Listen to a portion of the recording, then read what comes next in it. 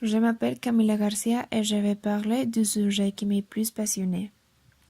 Les sujets qui m'est plus passionné, ce sont les romans, et spécialement lesquels sont écrits par Gabriel García Márquez. Gabriel García Márquez ont été l'un des écrivains les plus importants de Colombie.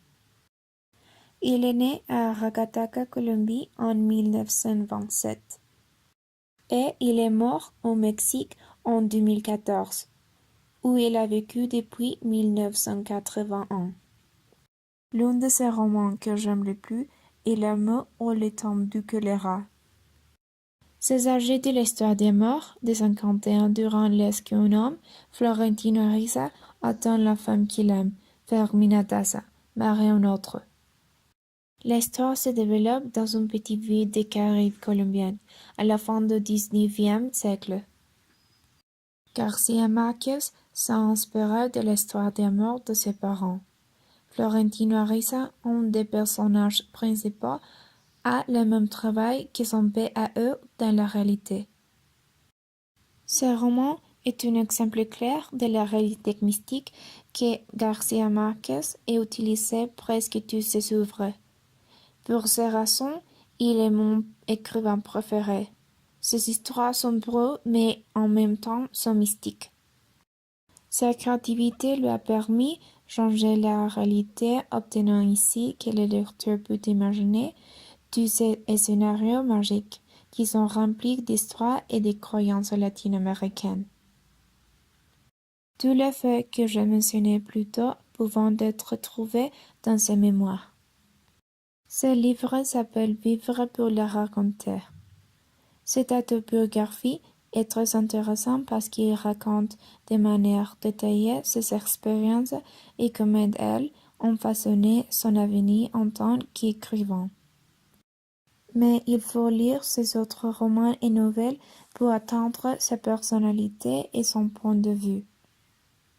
On peut remarquer son humour acide et son opinion sur Colombie.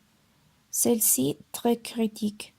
Poursuit, García Márquez a eu à être en exil au Mexique. Cet auteur a été à l'œuvre de nombreuses critiques pour ses idées révolutionnaires et pour avoir été ami de Che Guevara et Raúl Castro. Plusieurs de ses romans et nouvelles ont été produits de films. Par exemple, Chronique d'une mort annoncée et Pas de lettres pour les colonels. J'ai regardé Chronique d'une mort annoncée et je l'aime beaucoup. Bien que les acteurs pour la plupart n'ont pas été colombiens, mais italiens, le film est magnifique et il montre l'essence du livre, qui d'ailleurs était le premier que j'ai lu. Un autre film que j'ai regardé et de plus connu est L'amour au temps du choléra. Dans ce film, plus d'acteurs colombiens ont été utilisés, et aussi il a été filmé à Carthagène. Également, Shakira a participé à la bande sonore et tourné l'un des films, à mon avis, plus profonds. J'adore ces nouvelles, romans et films pour tout ce qu'ils signifient. Au niveau personnel, ils m'ont aidé à faire face aux situations stressantes de la vie quotidienne.